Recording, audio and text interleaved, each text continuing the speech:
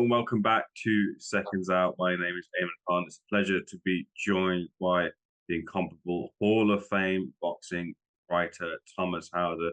Thomas, we were just saying off camera there, good to have this conversation here, but maybe we weren't expecting to have the conversation the way that last night's events unfolded with an emphatic and maybe shocking victory for Daniel Dubois against Anthony Joshua. Let you take the floor. What did you see unfold before your very eyes last night?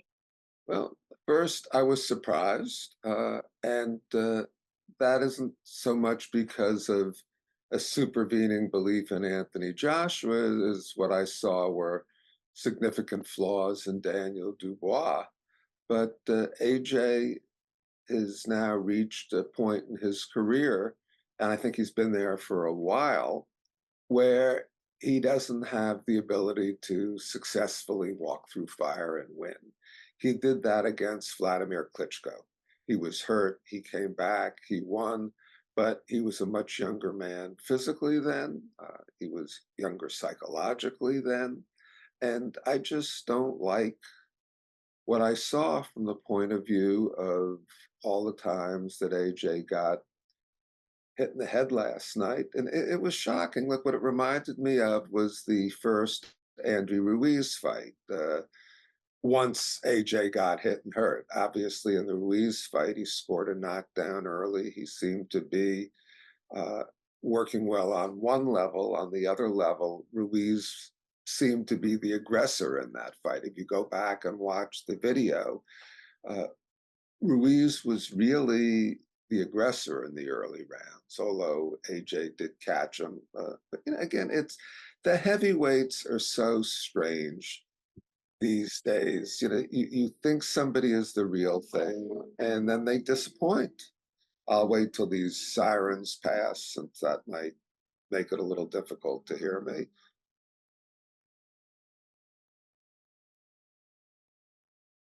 We thought Tyson Fury was the real thing, and then he came in underprepared and sloppy and put in an abysmal performance against Francis Ngannou, and you could dismiss that and say, well, he wasn't prepared. But the bottom line is what happened happened, and then he lost to Usyk. Wilder seemed to be the real thing, and then he fell apart. AJ periodically disappoints. The only fighter who hasn't disappointed yet is Usyk, who I feel is in some ways fighting above himself. And you have to remember that if one judge had scored one round differently, Tyson Fury would be the heavyweight champion of the world right now. So it's a strange mix, but I I felt very sad looking at AJ last night. I don't know him well at all. I've had a couple of short conversations with him, so I view him, through the filter of the internet and the media. But I've always liked AJ, and I just don't want to see him get hit in the head anymore. It's not good for you. And each concussion takes more out of you and makes the next concussion potentially more damaging. There was conversation surrounding from a number of pundits in the industry as to whether it became a fight last night in those scenarios where Asia might be reserved and look back to the Ruiz fight and maybe not look to fight and engage. In round five, he seemed to have caught Daniel Dubois and looked to want to try and finish the fight, although it was eventually his undoing. Did you see a reserved fighter in there because of his past experiences? Well, AJ's a fighter. I mean, nobody can take that away from him. Hmm. He just there's a point beyond which he has shown himself to be unable to push himself and perform. He's still a top heavyweight.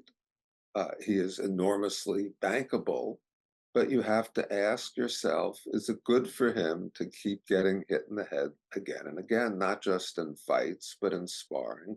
He is such an enormously charismatic, likable, articulate, attractive man, in the manner of Muhammad Ali. Obviously, not on Ali's level as a social and political figure, but Look at the following he has. Look at the 96,000 people who came to Wembley. But I would hate to see it end, you know, poorly for him in terms of his health. I said it before, I was pilloried for it. I was told that I was a silly old man and should retire from boxing. And as AJ performed successfully against very carefully chosen opponents in his last few uh, fights, I began to think, well, maybe I was wrong.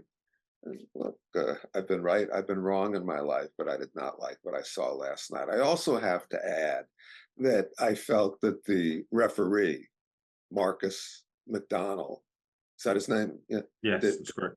it did not do a good job of refereeing that fight, intentionally or not. I felt that he shaded his decision making in favor of OJ. He never once warned OJ for holding, which AJ was doing throughout the fight once he got hit in the first round. He was grappling and holding on, and you can say, well, he had to hold on to survive, which I understand, but it's still against the rules. And the referee never even warned him for that.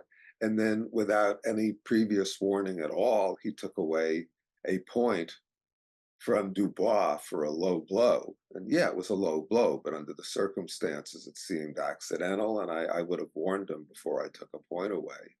So, even with the referee in there, seeming to shade things in his favor. And again, I don't know if that was intentional or not, but, it just, it was obviously not a good night for OJ.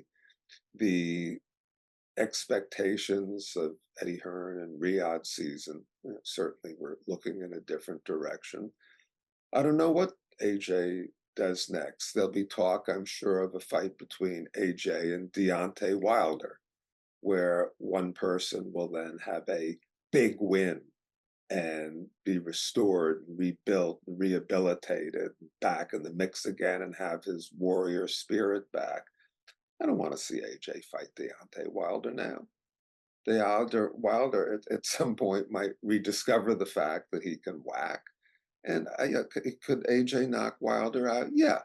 That fight seems to me, in large measure, a question of who hits who first, except that Wilder takes a pretty good beating and AJ doesn't.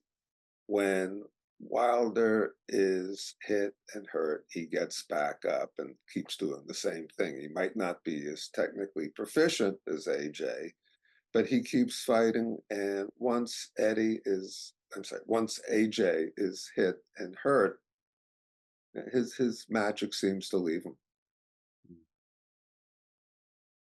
Turn our attentions to Daniel Dubois for a moment. Has he now legitimized himself as a true heavyweight champion with Alexander Usyk in the picture after beating Anthony Joshua? Can he hold himself as someone who holds a legitimate piece of the crown?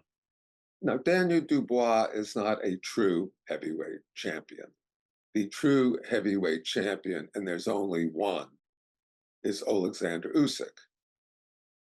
Usyk knocked Dubois out. In fact, that fight was very disturbing from the point of view that Daniel did seem to take a knee and quit. That was not his most glorious performance, and other than one low blow, he was completely outclassed in that fight. So no, Alexander Usyk is the true heavyweight champion.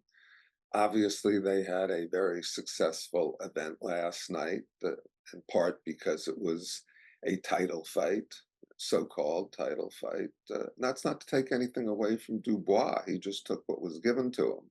But Alexander Usyk is the heavyweight champion of the world right now, until he retires or somebody takes it away from him.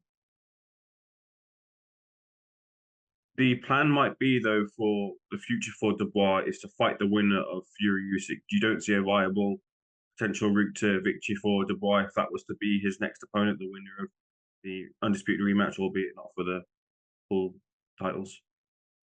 But nobody knows what's going to happen. Eddie Hearn appears to have a two-fight deal uh, for the Saudis, although it's not clear now what that second fight will be. Certainly, the talk was that if Joshua won, he would then fight Tyson Fury next in a monster fight. Whether or not Fury beat Usyk, that fight is somewhat devalued now. More than somewhat devalued, it is devalued. I don't know what happens next after Fury Usyk. First, Fury Usyk has to happen. Uh, and then what does Dubois do? I don't know. Frank Warren could decide to keep it in house and match him against Tyson Fury, particularly if Fury wins. He might like the idea of two so-called heavyweight champions in his stable fighting independently so we can get 4 fights a year instead of two. Obviously, what Turki Al Sheikh wants will have a big input on this, given his checkbook. So I don't know. A day ago, I didn't think we'd be having this conversation. So you just that's boxing. I don't know what happens next. But let's look at the fighters as human beings, not rock'em sock'em robot toys, and think a little bit about their health too. Also, Usyk is 37, I believe. How long is he going to keep fighting? He has had a wonderful career. Maybe and I assume from the two Fury fights, he has generational wealth. Maybe it's time for him to step aside also. You just don't know. That's you in the aftermath of the fight, Anthony Joshua said that he wants to continue. He's a warrior, he's a gladiator, and that certainly won't be the end of him. But in your time covering the sport, has there ever been a fighter who has made that decision to continue, but has been talked away from that position of putting on the gloves again? How viable are the conversations for people around him to maybe reassess his position in the sport? I don't know what the people in his inner circle are saying. I assume that Eddie Hearn would like AJ to keep fighting because Anthony Joshua is Eddie Hearn's strongest chess piece. It's the king on the chessboard for him. If you look at the fighters as chess pieces to be played, every time AJ fights, Eddie Hearn makes a massive amount of money. There are people on AJ's team who I'm sure make a great deal of money every time he fights. So there'll be a lot of people telling him to continue. I'm sure there will be people who care about him who will be divided on whether or not he should continue. At the end of the day, it's a decision that AJ has to make for himself. And I also don't know what his physical condition is. I've never seen an MRI from AJ, and if I did, I wouldn't know how to interpret it. I'm sure there'll be people who say, "Oh, he had a great MRI. It's wonderful." I'd love it if he did a full neurological makeup with somebody like Margaret Goodman, who understands these things very well and has concern for fighter safety. Okay, this is going to be, excuse me, AJ's decision. I felt troubled when I watched how he responded after getting hit hard for the first time by Dubois, and it has nothing to do with courage. It has nothing to do with it. Did he show a fighting heart? Yeah, obviously he did. That's a separate issue from what's going on in his brain. Here in the United States, football is the biggest sport here in the United States. You had a wonderful quarterback named Troy Aikman, who won 3 Super Bowls with the Dallas Cowboys a quarter century ago. And he left professional football after suffering, I believe it was 3 concussions. He just said, "That's it. This is not good for my brain." And he has had a very long, successful career as a TV commentator. And to the best of my knowledge, he's healthy and well. There's a quarterback for the Miami Dolphins, Tua Tagliavoli, who just suffered another concussion. And the question is, will he play again or not? You see it play out in that way on the football field. Now, you expect fighters to get hit in the head, You expect fighters to have concussions. When is it enough? That's not my decision to make. I can just look on and cringe every time I see Anthony Joshua get hit in the head. And that's sad. It's just like I cringe to a degree every time I see a fighter get hit hard in the head. But with Anthony, who I have a sense of as a very, very immensely likable person, who has been to the mountaintop, uh, he's never going to perform as well as he did in the past. He might knock guys out, but that Anthony Joshua who climbed off the canvas to beat Vladimir Klitschko in a thrilling fight and an extraordinary display of a warrior's heart doesn't exist anymore. Doesn't have the same machinery anymore. Can I ask you to comment on Daniel Dubois and his corner? Now, there were some rumors which turned out to be false. Sometimes rumors do tend up to eventually be as to Don Charles' position in the corner leading into last night's events. It turned out to be just a cold from Don Charles, which kept him out of the fight week activities. But there has been the increasing presence of Daniel Dubois' father, which also seems to have coincidentally led with the success that Daniel Dubois has had in recent fights. But the dynamic between Don Charles, the father, and also the success with Daniel Dubois, what have you made of that current mix, which has seen Dubois succeed? Look, whatever they're doing, it has seemed to work well in the last three fights. Hmm. Do I think Daniel Dubois is a great fighter? No, I don't. I think he's a seriously flawed fighter. Now, obviously, in the first round, and I went back and looked at the video, and AJ backed up against the ropes with his left hand way down, which is a textbook error, and he got whacked with an overhand right. That's simple, overdone with. Dubois is a technically flawed fighter. He's a big, strong guy. Uh, his will was never tested. Not hard. Yeah, did it take courage to get in the ring against AJ? Absolutely. Did he get hit in the fifth round pretty hard by AJ? Yeah. But AJ never tested Daniel Dubois' will in the way that a fighter gets tested as a fight goes on, in the way that Alexander Usyk tested it. So, we'll see what happens next. I was surprised. I didn't expect this to happen. I thought AJ's physical assets and skills were sufficient to carry him through. Now, in retrospect, in terms of the performances they put on Saturday night, I overestimated AJ and I underestimated Dubois. That's why they fight the fights. I want to leave the final word with you with anything else you want to say. It's been a pleasure speaking to you. Look forward to our next conversation. Is there anything further you'd like to say as to the events of last night? No, there's going to be a lot of talk. We'll see what happens next. I just hope that AJ keeps his eye on the bottom line. And I'm not talking financially because he has, I assume, so much money now, generational wealth for him, his children, his grandchildren someday.